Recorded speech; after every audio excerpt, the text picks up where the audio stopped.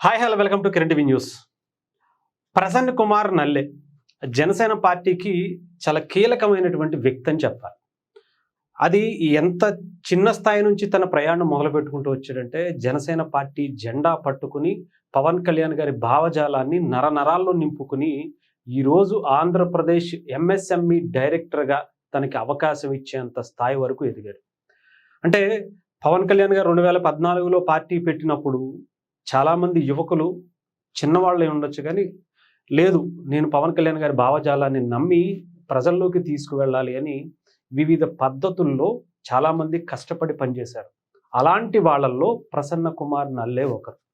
ఆయన ఏం చేశారు అంటే బయటికి కనిపించకపోవచ్చు కానీ సోషల్ మీడియాలో తన ప్రభావాన్ని చాలా పెద్ద ఎత్తున చూపించడాన్ని చెప్పాలి. ఎందుకంటే ప్రసన్న కుమార్ నల్లే జనసేన పార్టీకి సంబంధించి పవన్ కళ్యాణ్ గారికి సంబంధించినటువంటి వార్తలు కావచ్చు, ఎదుట వైఎస్ఆర్సీపీ లాంటి ఒక ఉన్మాదుల నుంచి జనసేనని డిఫెండ్ చేసుకుంటూ రావటం అంటే చాలా కష్టమైన పని. ఎందుకంటే వాళ్ళు డబ్బుల కోసం పనిచేసేటువంటి వ్యక్తులు అవతల వైఎస్ఆర్సీపీకి పేటీఎం బ్యాచ్ కోసం పనిచేసేటువంటివి ఒక ఉన్మాదులనే చెప్పాలి. అవసరమైతే మన ఇంట్లో వాళ్ళని వాళ్ళ ఇంట్లో వాళ్ళని కూడా అమ్మనాబూతులు తిట్టి ఫోటోలు మాఫింగ్ చేసి పిచ్చి పిచ్చిగా రెచ్చగొట్టేటువంటి పనులు కూడా చాలానే చేశారు, చేస్తూనే ఉన్నారనే చెప్పాలి. అలాంటి వాళ్ళని డిఫెండ్ చేసుకుంటూ రావటం అంటే చాలా కష్టమే. ఎందుకంటే ఇదేంటి జనసేన కోసం పవన్ కళ్యాణ్ గారి కోసం పనిచేస్తుంటే ఇంత ఒక మాట మాట్లాడుతుంటే నా మీద ఇంత దారుణంగా తిట్టించుకోవాలా, నా కుటుంబ సభ్యుల్ని తిట్టించాలా ఎందుకు అని చెప్పి చాలామంది బాధపడి వదిలేసి వెళ్ళిపోయినటువంటి సంఘటనలు కూడా చాలానే ఉన్నాయి. కానీ ఎక్కడా భయపడకుండా బాధపడకుండా ఇది నన్ను తిట్టినట్టు కాదు, మన సమాజాన్ని మనం తిట్టినట్టు, వాళ్ళకి సరైన బుద్ధి చెప్పాలి అంటే మనం ఇలాగే పని చేసుకుంటూ వెళ్ళాలి అంతే తప్ప తిరిగి ఎదురుదాడి అంటే అదే తరహాలో బూతులు మాట్లాడడం కానీ అదే తరహాలో చాలా చిల్లరగా ప్రవర్తించడం కానీ ఎక్కడా చేయకుండా పార్టీ లైన్ తప్పకుండా పవన్ కళ్యాణ్ గారి భావజాలాన్ని ఎక్కడా వదలకుండా ప్రజలకి అసలు నిజంగా జనసేనకు సంబంధించిన వార్తలు వాళ్ళ సోషల్ మీడియా హ్యాండిల్స్ అంటే జనసేన పార్టీ అఫీషియల్ పేజీల నుంచి అయినా బయటికి రావటం లేట్ అవుతుందేమో కానీ ప్రసన్న కుమార్ నల్లే దగ్గర నుంచి మాత్రం చాలా ఫాస్ట్గా వస్తాయని చెప్పాలి. అలాంటి కార్యకర్త అంటే తనకు వేరే పని లేదా అంటే తను వేరే జాబ్ చేసుకుంటూ వేరే పని చూసుకుంటూ తన కుటుంబాన్ని నడుపుకుంటూనే జనసేన కోసం పని చేసుకుంటూ చేస్తున్నటువంటి వ్యక్తి.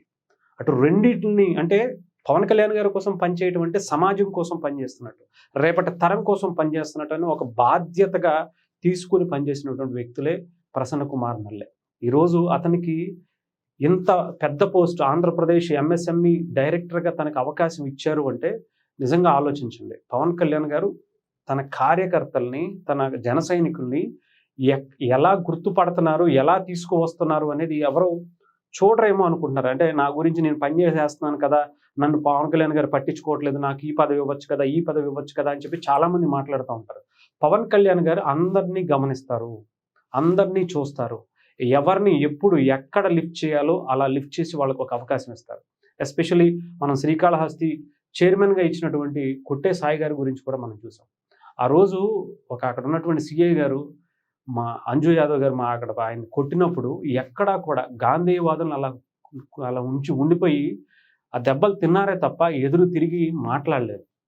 ఆయన నిరసన చేసేటువంటిది చాలా శాంతియుతంగానే చేస్తున్నారు, అది ఆవిడికి తెలుసు. అయినా కూడా అక్కడ ఆవిడకు ఉండేటువంటి అధికార ఒత్తిళ్లు కావచ్చు, ఇంకోటి కావచ్చు, చేసుకునే వరకు వచ్చింది. కానీ తిరిగి అక్కడ ఉన్నటువంటి జన సైనికుల్లో ముఖ్యంగా ఆయన కొట్టినా కూడా తిరిగి ఎక్కడా కూడా ప్రతిదాడి చేయకుండా సంయమనం పాటించినందుకే జనసేనలో ఈరోజు ఎంత బలమైనటువంటి పోస్టులో ఈవెన్ శ్రీకాళహస్తి చైర్మన్గా ఉన్నారంటే ఆలోచించండి.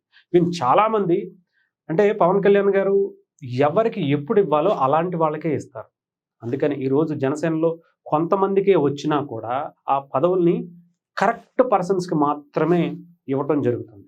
వీళ్ళకి ఇస్తే సరైన న్యాయం చేస్తారు, నిజాయితీగా పనిచేస్తారు, వీళ్ళకి మనం అవకాశం ఇస్తే అద్భుతాలే చేస్తారనేటువంటి వ్యక్తుల్ని వెతికి తీసుకుంటున్నారు. అలాంటి వ్యక్తే ప్రసన్న కుమార్ నల్లే.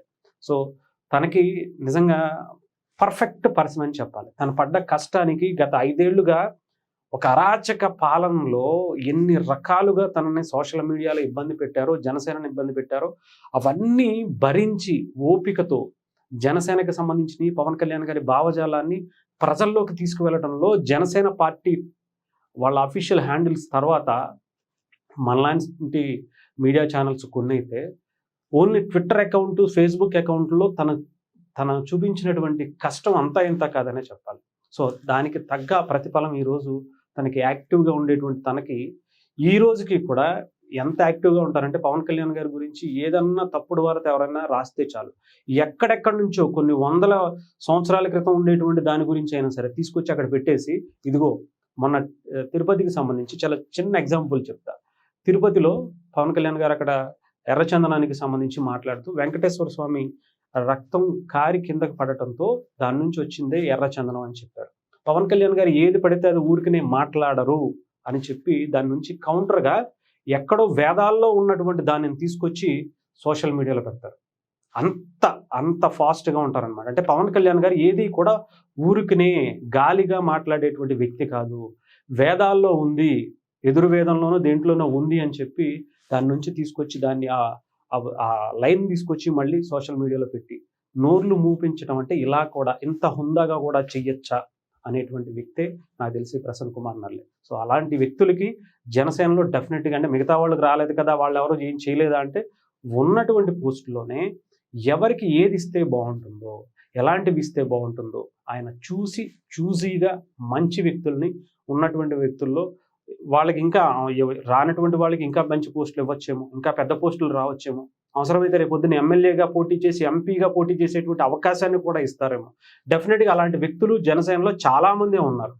పవన్ కళ్యాణ్ గారి భావజాలం కోసం, సమాజం కోసం, రేపటి తరం కోసం పనిచేసేటువంటి వ్యక్తులు రూపాయి తీసుకోకుండా, రూపాయి ఆశించకుండా, ఎటువంటి లాభాపేక్ష లేకుండా సమాజం కోసం పనిచేసేటువంటి వ్యక్తులు జనసేనకి ఇలాంటి వ్యక్తులు దొరకడం అదృష్టం అని చెప్పాలి. అలాంటి వాళ్ళు చాలామంది ఉన్నారు. అలాంటి వాళ్ళలో కొంతమందికి మాత్రమే అవకాశం వస్తుంది.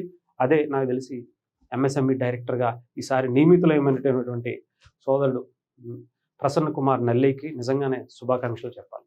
అంటే ఎక్కడో కాకినాడ పక్కన ఉండేటువంటి ఒక పల్లెటూరు కరప అనే విలేజ్లో అక్కడి నుంచి ఇలా రాష్ట్రాన్ని, దేశంలో ఉండేటువంటి సమాజానికి ఉపయోగపడేటువంటి ట్వీట్లు చేయటం, పవన్ కళ్యాణ్ గారిని అనేక సామాజిక సంబంధించినటువంటి విశేషాలను సోషల్ మీడియాలో ఇంత యాక్టివ్గా ఉన్నటువంటి వ్యక్తి సమాజంలో ఇలాంటి వ్యక్తులకి ఒక మంచి పోస్ట్ ఇస్తే ఎలా ఉంటుందో ఈసారి ఆయన పనితీరులో కూడా మనకు కనిపించేటువంటి పరిస్థితి అయితే ఉన్నాయి. చూద్దాం ఆయన ఎలా చేస్తారో, ఎలాంటి పనులు, ఎలాంటి అద్భుతాలను తీసుకొచ్చేటువంటి అవకాశం ఆయన దొరుకుతుందో చూడాలి.